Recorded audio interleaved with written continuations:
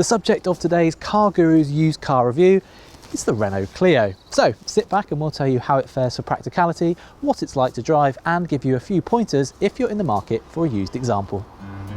Anybody who has ever driven a Mark 1 Clio from the early 90s will be blown away by both the size and quality of this 4th generation model, as well as impressed by its 5 out of 5-star rating in independent crash tests.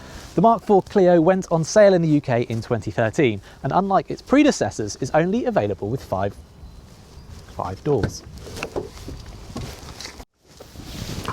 As a supermini, the Clio is a rival to the likes of the Ford Fiesta, Volkswagen Polo and Peugeot 206, which in turn means you wouldn't expect limousine-like space here in the back. I'm just under 6 foot, this driver's seat set for me. I do fit, but I'm having to use every millimetre of legroom to do so. Headroom though is okay. The middle seat is narrow even for kids, but having a third seat belt does at least provide extra flexibility. Plus, the back seats can be folded to extend the load bay. You'll notice that with those rear seats folded, they leave a big step in the floor, which limits your options for carrying larger items. That said, with the rear seats in place, the boot is bigger than you'll find in a Ford Fiesta or Vauxhall Corsa. And yes, there's a fairly chunky loading lip here, but by supermini standards, this is actually quite a big load bay. There's a good supply of petrol and diesel models to choose from, as well as a hot hatch version called the Renault Sport Clio 200, which competes with the Ford Fiesta ST. Given how much more grown up it looks from the outside, you might not be surprised to hear that this generation of Clio is also a much more mature car to drive. Now by that I mean it feels very stable and composed on the motorway, and that the engines are impressively smooth while still feeling nippy enough in town. On the downside, at lower speeds the ride can feel a bit jittery, but it's far from a disaster. The dashboard layout varies between lower spec models, which get a more basic radio unit, and high spec versions which come with a central touchscreen. It all looks fairly smart in here. There's nice textured finishes to the dash, these layered dials look neat, and the controls are simple to operate. There's heater here, some nice chunky dials, the touchscreen is responsive, and there's lots of adjustment both in the steering wheel and in the seat, so you'll be able to find a good driving position. The only thing you need to be aware of is that the pedals are slightly offset to the right.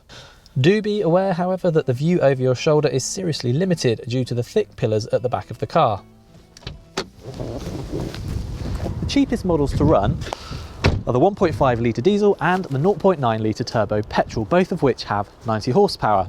Opt for the diesel and you can expect as much as 60 miles per gallon in normal driving, and as long as the car you're buying was first registered before April 2017, there's no road tax to pay either. With the petrol, it's more like 45 miles per gallon, and for a car of the same age, £20 a year in road tax. Cheap as freaks, in other words.